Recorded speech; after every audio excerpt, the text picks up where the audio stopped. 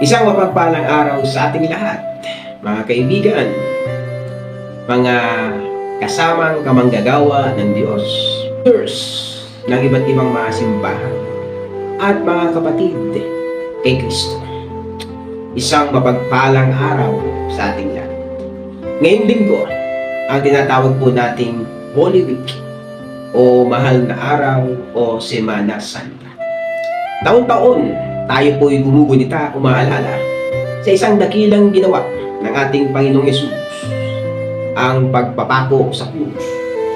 Pagbuhat nito, paglakad sa tinatawag nating Via de la Rosa, ang mahabang daan ng pagdurusa na kung saan ay binatap ng ating Panginoong Yesus upang ihatid niya sa atin ang buhay. Siya ang humalili sa atin. Humalili, humako ng ating mga kasalanan. Tayo po ay makasalanan. Ang ating buhay ay may naghihintay na kamatayan. Subalit kay Kristo ay mayroong buhay at mayroong katuwiran mula sa Diyos sa pamamagitan ni Kristo. Kapatid, mga kaibigan, mula pa lamang sa paglilitis ng ating Panginoong Yesus at sa pagpapataw sa kanya ng parusa na kamatayan mula sa pagkapako sa krus, hindi po ito agad-agad na nangyari. Siya po ay pinagpasan ng isang malaking krus at napakabigat. Ito po ay kanyang binuhat sa napakalayong paglalakad sa tinatawag na Via de la Rosa o daan ng paghihirap. Hindi lamang binubuhat niya ang krus, tinatanggap din niya ang mga malalakas at sunod-sunod na palo mula sa Romanong sundalo. Mga sundalong batak, mga sundalong naglalakihan ang mga katawan. Mga sundalong ang madalas ginagawa ay magpataw ng parusa sa magitan ng paghataw at paglatay sa mga katawan ng mga tinatawag na criminals.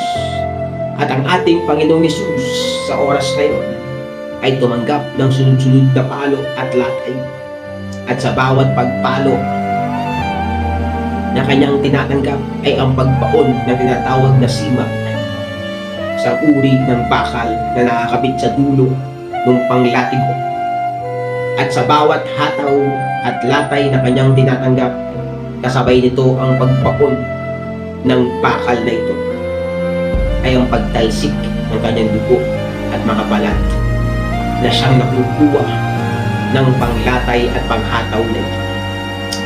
Subalit ang lahat ng iyon ay diniis at tinanggap ng ating Panginoong Yesus, sapagkat sa mga oras na yun, iniisip niya ikaw at ako. Kinakailangan niyang batayin, kinakailangan niyang pagtiisan ang lahat ng iyon, at kinakailangan niyang tapusin ang kanyang gawain o ang misyon, dahil kinakailangan niyang gawin ito para magbigay ng buhay para sa atin. Kaibigan, hindi dapat siya ang nandoon. Dapat ikaw at ako ang tumatanggap ng mga latay, agupit at hataw na kanyang tinanggap ng pagkakataong yan. Ikaw at ako dapat ang tatanggap ng mga simat at babaunan nito sa ating katawan. Ikaw at ako ang dapat na sa paglatay at paghataw ng mga simang ito'y babaon sa ating katawan, at sa pagbaon nito at pag-angat nito, kasamang tatalsik ang ating dugo at mga laman. Ikaw dapat at ako ang nandoon. Subalit, umalili o pumalit ang ating Panginoon dahil sa malawak na pag-ibig ng Diyos.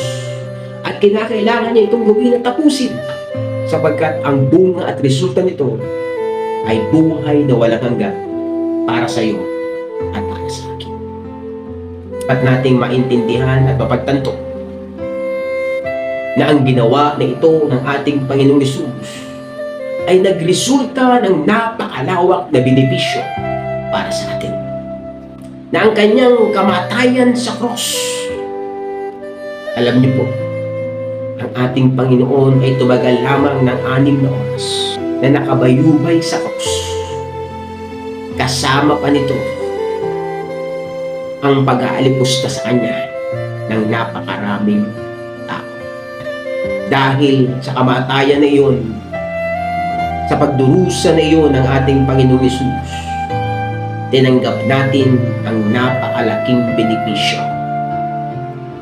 Ang benepisyo ng pagkakaroon ng buhay na walang hanggan. Nang si Kristo'y namatay, tayo po'y nabuhay.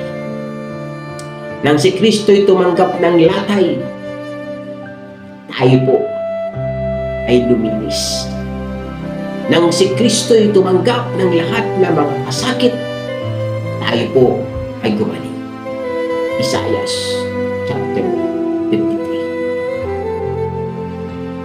Ang lahat ng ito ay tinanggap ng ating Panginoong Hesus para tayo ay magkaroon ng buhay at buhay na walang hanggan. Meron pa at marami pa. Bukod sa buhay, tinanggap din po natin ang kalusugan. Sa Kanyang mga latay, tayo po'y nagsigaling. At ang kagalingan natin ay hindi lamang pisikal, kundi ang lahat ng aspeto sa ating buhay. Ito man ay pisikal, spiritual, emotional, intellectual, o financial, o material. Lahat ng ito ay benepisyong tinanggap natin dahil sa pagsasakripisyo at pagdurusang ginawa ng ating Panginoong Hesus. Hindi lang kalusugan, kundi ang kayamanan. Ang kayamanan na kung saan ay meron si Kristo ay kayamanang tinanggap natin.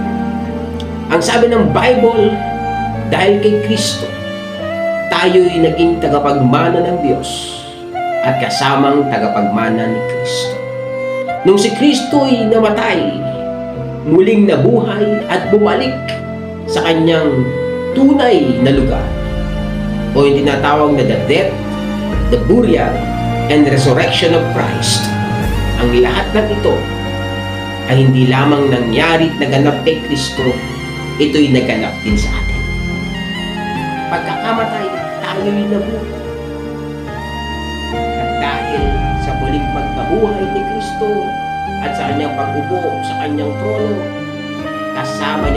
kasama po niya tayong umupo doon kay. We are now seated in the heavenlies with Christ. Immediately, ang sabi niya doon sa magnanakaw na nagsabing, Panginoong Hesus, isama mo ako sa paraiso. Immediately he received the very grace of God. He received the wholeness of God when Christ said, ngayon din, isasama kita sa paraiso. Tinanggap niya agad-agad ang magandang buhay na binibigay at inaalay ni Kristo sa sino mang mananampalataya at maniniwala sa Kanya. Na sinasabi sa Roma chapter 8, all things works together for good. Good lamang because God is good. Hindi kasama dito ang masama. Walang sakit na mabuti. Walang kamatayang mabuti. Walang paghihirap na mabuti. Walang masama na mabuti. Ang mabuti lamang ay nanggagaling sa Diyos, sapagkat ang Diyos ay mabuti. Walang masama na nanggaling at manggagaling sa Diyos, sapagkat hindi iyon ang nature ng Diyos. He is holy. He is good. He is love. He is compassionate. Ang Diyos ay malawak ang pag-ibig. Kaya nga po ang nais at tanging gusto lamang ng Diyos sa tao ay mabuti. 1 Timothy chapter 3. God wants all men to be saved. Lahat ng tao ay gustong maligtas ng Diyos. Including including the bad guys, the witchcraft, including the criminals, the killers, the rapists, the thieves. Lahat po ay gusto ng Diyos na maligtas. At pagkatapos na ang tao ay maligtas, ang ikalawang gusto ng Diyos, to grow in the knowledge of truth. To grow in the knowledge of truth. Who is the truth? Jesus said, I am the way, the truth, and the life. Christ is the truth. And God wants us, after we got saved, after we accepted Christ in our heart, God wants to all of us to grow in the knowledge of Christ. Lumago kay Kristo.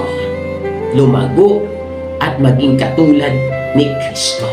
Because the very nature of God, because of Christ, is in us. The life and the righteousness of God is in us because of Christ. Kapag dumarating ang Semana Santa, sa paggunita at pag-alala natin sa dakilang ginawa ni Kristo, ito po ay hindi lamang simpleng bagay, kundi ang resulta sa kamatayan ni Kristo, sa kanyang pagkakalibing at muling pagkabuhay at pagpupo sa luklukan ng Diyos.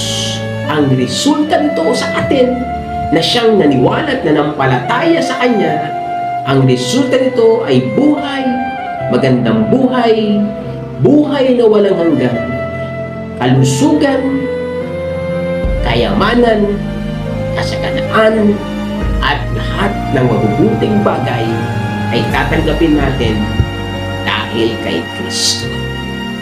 Lagi po natin tatandaan na tayo, dahil kay Kristo, ay merong maganda at maayos na buhay. Hindi dito, kundi doon sa ating tunay na bayan. Tayo lamang ay nakikidaan dito. This is not our world. This is not our destiny. Pero ang kagandahan, habang tayo'y nabubuhay dito at namumuhay dito, tinatanggap natin at tinatamasa natin ang lahat ng mga tinapos na ginawa ni Kristo. Tandaan natin, hindi na po tayo nabubuhay sa pangako ng Diyos. Sapat ang lahat ng pangako ng Diyos ay tinupad na ni Kristo. Hindi po tayo ang tumupad nito because we are limited, but God is infinite. He is unlimited. He is perfect. Tayo po ay hindi. Ang Diyos ay mabuti, tayo ay hindi. Marami tayong ginawa na hindi mabuti, pero ang Diyos, ang lahat ay mabuti because He is holy, He is perfect. Ang sabi po, blessed is the man who walk not in the counsel of the ungodly. Mapalad ang tao na sumusunod sa salita niya. Ang lahat ng ito ay hindi po natin nagawa. Ang gumawa po nito si Kristo. Si Kristo ang tinatawag na mapalad po doon. Pero dahil tayo ay na kay Kristo at si Kristo ay nasa atin nung siya'y namatay sa cross, ano ang nangyaring kamangha-mangha? Ang makapal na kurtina na tumatalukbong mula doon sa Holy of Holies, doon sa Holy Place, papunta sa Holy of Holies, ay nawasak, sabi ng Bible, from top to bottom. From top to bottom. Nasira. At dahil doon ay wala nang hadlang sa tao at sa Diyos. At ang presensya ng Diyos ay hindi na nanatili doon sa lugar na yun, kundi ang presensya ng Diyos ay nasa atin na mga buhay. We are the temple of God. Ang Diyos ay nasa atin na at kasama na natin dahil kay Kristo. Kaya nga po ang lahat ng pangako ng Diyos ay wala na, sapagkat ang lahat nito ay tinupad ni Kristo. At ang pangakong ito na tinupad ni Kristo ay nangyayari na sa ating buhay. Ito po ay minana na natin, nasa atin na, Gagamitin na lang natin, ipa-practice na lang po natin, i-exercise na lang po natin sa ating buhay, sapagkat ang totoo, dahil kay Kristo, ang buhay natin ngayon ay maayos, maalwan, mabuti, masagana, mayaman, malusog, at merong buhay na walang hanggan. Because of the death, burial, and resurrection of Christ. Mabuhay tayong lahat sapagkat si Kristo ay nabuhay, kailanman hindi siya nanatiling patay. Jesus is alive, and He is alive forevermore, and Jesus is in us. God bless you. God bless you. Mag-ingat po tayong lahat. Kung tayo pupunta po sa out of town o magbabakasyon, ingatan po tayo ng Diyos. Kung tayo may nasa bahay lamang, tayo po ingatan at patuloy na pagpalain at patuloy po nating tamasahin ang mabubuting bagay dahil sa ginawa ni Kristo. God bless you. Tandaan natin sa ating buhay, hashtag si Jesus ang bida. Ito po muli si Pastor Bio Sanchez. To God be the glory.